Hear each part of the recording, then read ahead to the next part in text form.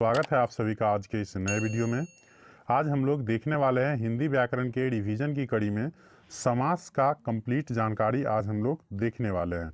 तो अगर आप लोग इससे पहले समास का एक भी वीडियो नहीं देखे हैं तब भी मैं आप लोगों को समास के बारे में 100% जानकारी दे दूंगा और समास से बनने वाला एक भी क्वेश्चन नहीं छूटेगा, ये मैं गारंटी देता हूं अगर आप लोग वीडियो को अंत तक देख लेते हैं तो समास के लिए स्पेशली जो ये है यह पार्ट 2 है, लेकिन ओवरऑल व्याकरण की दृष्टि से देखें तो हम इससे पहले 4 पार्ट को क्लियर कर चुके हैं। यह हमारा पार्ट 5 है। तो अगर नहीं देखे हैं तो उसका प्लेलिस्ट मैं चैनल पे बना दिया हूँ, वहाँ पे जाके आप लोग देख सकते हैं, क्योंकि भाषा वाले विषय में जो है व्याकरण का काफ़ी अहम भूमिका रहता है अच्छा मार्क्स लाने के लिए। तो चलिए शुरू करते हैं हम लोग। तो देखिए इसमें जो है हमारा पहला जो 41 से है, जो कन्यादान कौन सा समास है। तो कन्यादान, तो कन्यादान मतलब क्या होता है, कन्या को दान करने वाला। तो मैंने बताया था जिस समास में जो है कारक चिन्ह को लोप हो जाता है उसे हम लोग बोलते हैं तत्पुरुष समास। तो कन्या को दान करने वाला मतलब को यहाँ लोप कर दिया है, इसलिए यह हो जाएगा तत्पुरुष समास।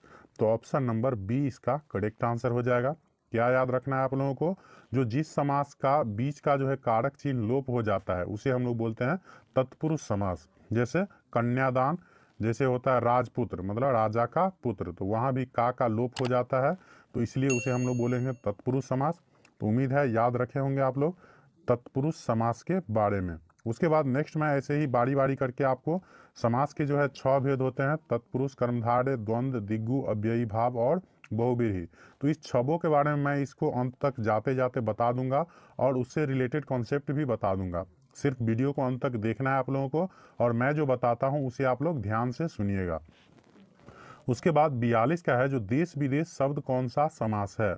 तो देश विदेश, तो देखिए मैंने बताया था जो जिसमें बीच में समझिए ये डैश वाला चिन्ह लगा रहे और यहाँ जो दोनों शब्द दिया गया हो ये दोनों एक दूसरे का विलोम रहना चाहिए। विलोम मतलब उल्टा। तो देश का उल्टा क्या होता है, विदेश, और बीच में क्या है, डैश चिन्ह। तो याद रखिएगा ऐसा समास जिसके दोनों पद की प्रधानता मतलब क्या हो, समान हो, तो उसे हम लोग बोलते हैं द्वंद्व समास। तो याद रखना आप लोगों को विशेष रूप से जो बीच में डैश का चिन्ह आए और ये दोनों शब्द एक दूसरे का विलोम हो मतलब उल्टा हो, तो उसे आप लोग द्वंद्व समास में लगा सकते हैं। तो ऑप्शन नंबर डी इसका करेक्ट आंसर हो जाएगा। उम्मीद है आप लोग द्वंद्व समास समझ गए होंगे। अगर समझ गए हैं तो लाइक जरूर कर दीजिए वीडियो को। उसके बाद 43 का हमारा है, जो दो पर्दों का योग। तो यहाँ पर्दों नहीं होना चाहिए, यहाँ पदों होना चाहिए। बोल रहा है दो पदों का योग किसमें होता है। तो देखिए दो या दो से अधिक पदों के मेल से जो पद बनता है उसे हम लोग बोलते हैं समास। तो यहाँ उसी को परिभाषा को घुमा के पूछ दिया गया है, जो जो दो पदों का योग किसमें होता है। तो अभी मैंने जस्ट बताया है, जो दो या दो से अधिक पदों के मेल से बने पद को समास कहते हैं। इसका मतलब समास में क्या होता है, तो दो या दो से अधिक पदों का योग होता है। तो इसमें कह सकते हैं जो ऑप्शन नंबर बी हमारा करेक्ट आंसर हो जाएगा। बल्कि संधि में याद रखिएगा, संधि में क्या होता है, दो वर्णों का मेल होता है। संधि किसे कहेंगे, तो दो वर्णों के मेल से जो परिवर्तन होता है उसे हम लोग कहते हैं संधि। तो याद रखिएगा संधि और समास दोनों का मतलब होता है सिर्फ जोड़ना ही, लेकिन समास में क्या होता है, तो दो या दो से अधिक पद जुड़ते हैं, लेकिन संधि में क्या होता है, तो दो या दो से वर्ण मतलब दो या दो से अधिक वर्ण मिलते हैं। तो समझिएगा इस बेसिक अंतर को आप लोग और याद रखिएगा। उसके बाद हमारा है प्रतिमान। तो प्रतिमान कह लीजिए, प्रतिदिन कह लीजिए, यथासंभव, यथाशक्ति, ये सभी क्या होता है, तो ये होता है अव्ययी भाव समास। तो ऑप्शन नंबर बी इसका करेक्ट आंसर हो जाएगा। याद रखिएगा जिसमें अव्यय लगा हो, जैसे प्रतिमान, प्रतिदिन, प्रतिमास, ये हो गया, यथासंभव, यथाशक्ति, आजन्म, इतना बस याद रख लीजिएगा सब। निश्चित रूप से आप लोगों को कन्फर्म इसी में से काम आ जाएगा। तो याद रखिएगा ये सब क्या हो जाएगा, अव्ययी भाव समास। उसके बाद हमारा 45 का, जो आनंद मठ कौन सा समास है। तो आनंद मठ मतलब आनंद का मठ। मठ मतलब क्या बताया है, जो घर का जब पर्यायवाची शब्द पढ़िएगा तो उसमें आता है आनंद, मतलब मठ आता है, कुटिया आता है, तो निकेतन आता है। तो आनंद का मठ मतलब क्या हो गया, आनंद का घर एक प्रकार से। तो आनंद का मठ, तो यहाँ भी का लोप हो गया है। का है क्या, कारक चिन्ह। तो मैंने बताया है जिसमें कारक चिन्ह का लोप हो जाता है उसे हम लोग बोलते हैं तत्पुरुष समास। तो ऑप्शन नंबर सी इसका करेक्ट आंसर हो जाएगा। उसके बाद हमारा 46 गजानन। गजानन का मतलब होता है गज प्लस आनन, मतलब गज मतलब क्या होता है हाथी और आनन मतलब होता है सिर। तो हाथी का जैसा जो सिर हो, तो पता होगा आप लोगों को, ये हो जाता है गणेश जी। तो बहुव्रीहि समास किसे कहते हैं? तो जिसका समस्त पद मिलकर एक अन्य पद का बोध कराता हो। जैसे देखिए यहाँ गजानन, तो गज प्लस आनंद, तो गज मतलब न इसका अर्थ निकला न इसका अर्थ निकला, और दोनों को मिला के गजानन का मतलब क्या हो गया? तो गणेश जी।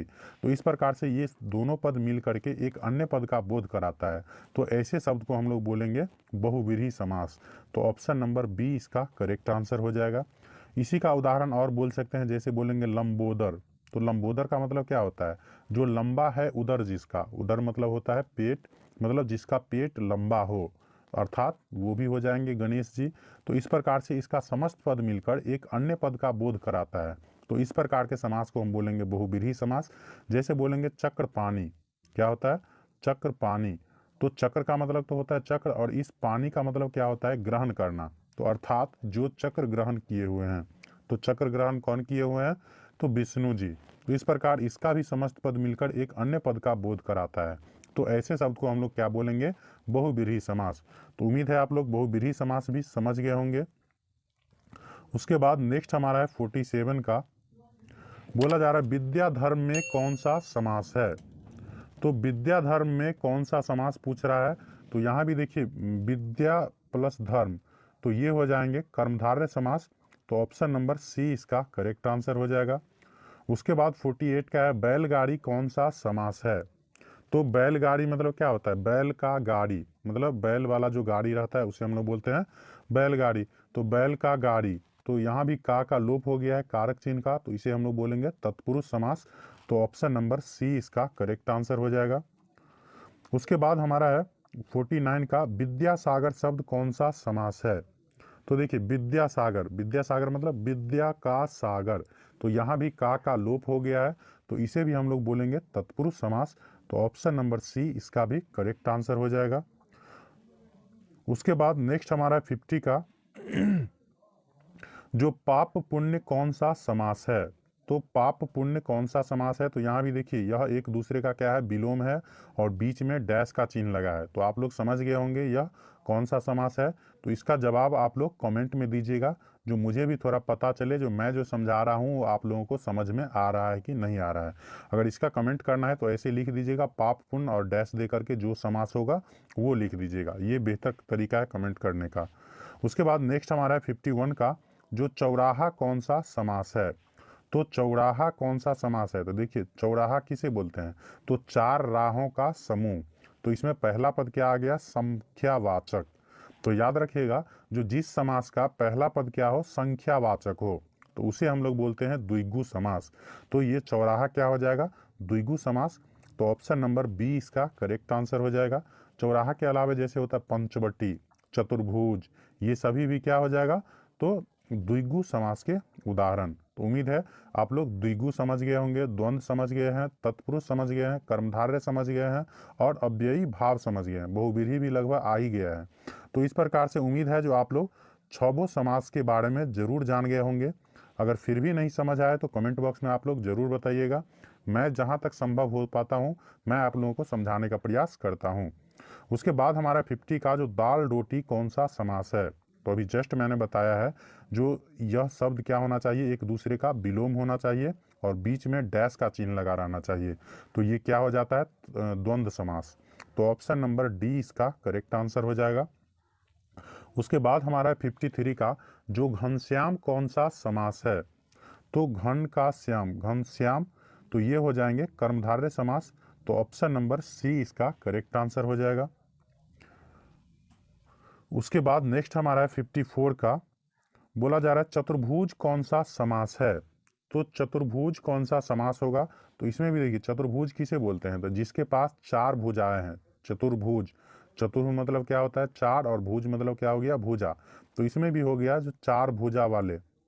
तो पहला पद क्या आ गया? संख्यावाचक। तो जब भी पहला पद संख्यावाचक आए तो उसे आप लोग द्विगु समास लगा सकते हैं। तो ऑप्शन नंबर बी इसका करेक्ट आंसर हो जाएगा। उसके बाद हमारा 55 का जो गुण दोष, तो यहाँ भी देखिए गुण का उल्टा क्या होता है, दोष, और बीच में क्या है, डाइस का चिन्ह लगा हो। तो जब ये ऐसा शब्द देखने को मिले, पाप पुण्य, गुण दोष, भाई बहन, माता पिता, ये सभी क्या हो जाएगा, तो आंख मूंद के लगा सकते हैं द्वंद्व समास। तो ऑप्शन नंबर सी इसका करेक्ट आंसर हो जाएगा। अगर वीडियो पसंद आ रहा हो तो लाइक ज़रूर कर दिया कीजिए, लाइक करने में कंजूसी मत कीजिए, लाइक करने में कोई चार्ज नहीं लगता है आप लोगों को। उसके बाद हमारा 56 का जो 10 मुख कौन सा समास है, तो 10 मुख मतलब क्या, 10 का मतलब होता है 10, और मुख मतलब हो गया मुंह, मतलब 10 मुंह वाला। तो पहला पद यहाँ भी क्या आ गया, संख्यावाचक। तो जब भी पहला पद संख्यावाचक देखने को मिले आप लोग लगा दीजिएगा द्विगु में। तो ऑप्शन नंबर ए इसका करेक्ट आंसर हो जाएगा। उसके बाद हमारा 57 का देख सकते हैं आप लोग कितनी बार पूछा गया है या कितना इंपॉर्टेंट क्वेश्चन है। जो लंबोदर कौन सा समास है, तो लंबोदर का मतलब क्या होता है, जो लंबा है उदर जिसका, लंबा है उदर जिसका मतलब जिसका पेट लंबा है, अर्थात गणेश जी। तो मैंने बताया है जो जिस समास का समस्त पद मिलकर एक नए पद का बोध कराता है उसे हम लोग बोलते हैं बहुव्रीहि समास। तो लंबोदर भी क्या हो जाएगा, बहुव्रीहि समास। तो ऑप्शन नंबर ए इसका करेक्ट आंसर हो जाएगा। उसके बाद 58 गिरह कट, गिरह कट कौन सा समास है, तो गिरह कट का मतलब क्या हो गया, गिरह को काटने वाला।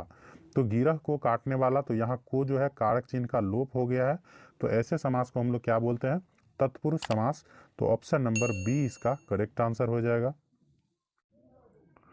उसके बाद नेक्स्ट क्वेश्चन हमारा है 59 का, जो विद्यार्थी कौन समास है, तो विद्यार्थी, तो ये भी क्या हो जाएंगे, विद्यार्थी मतलब होता है विद्या प्लस अर्थी, मतलब विद्या को अध्ययन करने वाला।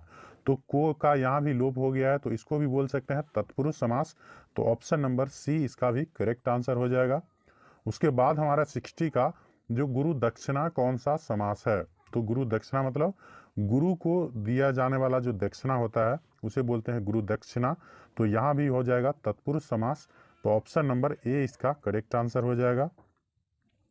उसके बाद हमारा 61 का, जो गगनचुंबी कौन सा समास है, तो गगनचुंबी का मतलब क्या होता है, जो गगन को चुंबने वाला। तो यहाँ भी को का क्या हो गया है, लोप हो गया है, तो इसे भी आप लोग तत्पुरुष समास समझ सकते हैं।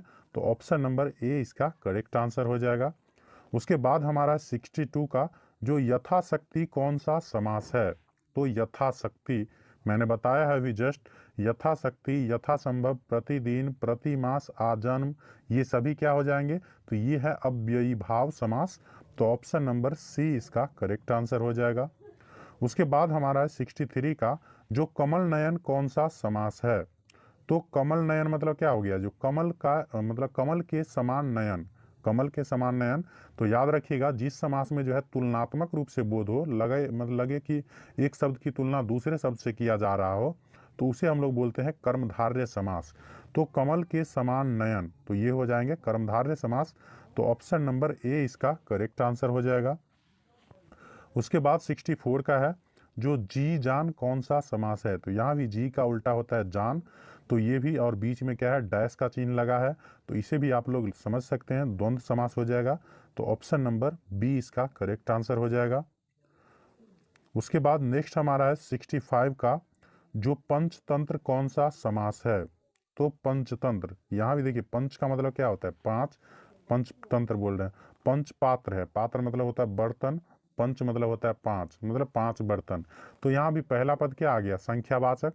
तो जिस समास का पहला पद संख्यावाचक हो उसे क्या बोलते हैं, द्विगु समास। द्वि मतलब क्या होता है, दो, समझिए एक प्रकार से ये भी क्या है, संख्या। तो जिस समास का पहला पद संख्यावाचक हो उसे बोलेंगे द्विगु समास। तो ऑप्शन नंबर ए इसका करेक्ट आंसर हो जाएगा। उसके बाद हमारा 66 का, जो चंद्रमौली, चंद्रमौली मतलब होता है चंद्र है मौली जिसके, मौली का मतलब यहाँ होता है मस्तिष्क, अर्थात चंद्र है जिसके मस्तिष्क पर। तो जिसके मस्तिष्क पर चंद्र है अर्थात कौन हो जाएंगे, तो ये हो जाएंगे हमारे शंकर जी। तो ये भी क्या है, देखिए इसका समस्त पद मिल करके एक नए पद का बोध करा रहा है, तो इसे हम लोग क्या बोलेंगे, बहुव्रीहि समास। तो ऑप्शन नंबर सी इसका करेक्ट आंसर हो जाएगा। उसके बाद हमारा 67 का है और आज का लास्ट क्वेश्चन, जो राजकुमार कौन सा समास है, तो राजकुमार मतलब क्या होता है, राजा का कुमार, क्या हो जाएगा, राजा का कुमार मतलब राजा का जो बेटा होता है उसे हम लोग बोलते हैं राजकुमार। तो यहाँ भी कारक चिन्ह का लोप हो गया है, तो ये कौन सा समास है, तो इसे भी आप लोग कमेंट में बताइएगा, क्योंकि यह लास्ट क्वेश्चन है। तो इस प्रकार से मैंने 2 का कमेंट करने का जवाब दे आप लोगों को बताया है। जो 2 क्वेश्चन का जो है कमेंट में बताना है आप लोगों को। अगर वीडियो को अंत तक देखते हैं तो निश्चित रूप से कमेंट किया कीजिए, और अपना सजेशन भी हो तो उसे भी आप लोग कमेंट के माध्यम से ज़रूर बताइए कीजिए। वीडियो पसंद आए तो लाइक ज़रूर कर दीजिएगा, और इसी प्रकार के वीडियो को देखने के लिए चैनल को सब्सक्राइब कर लीजिएगा, और अपने दोस्तों के साथ शेयर ज़रूर कर दीजिएगा अपने फैमिली को बढ़ाने के लिए। Thank you for watching.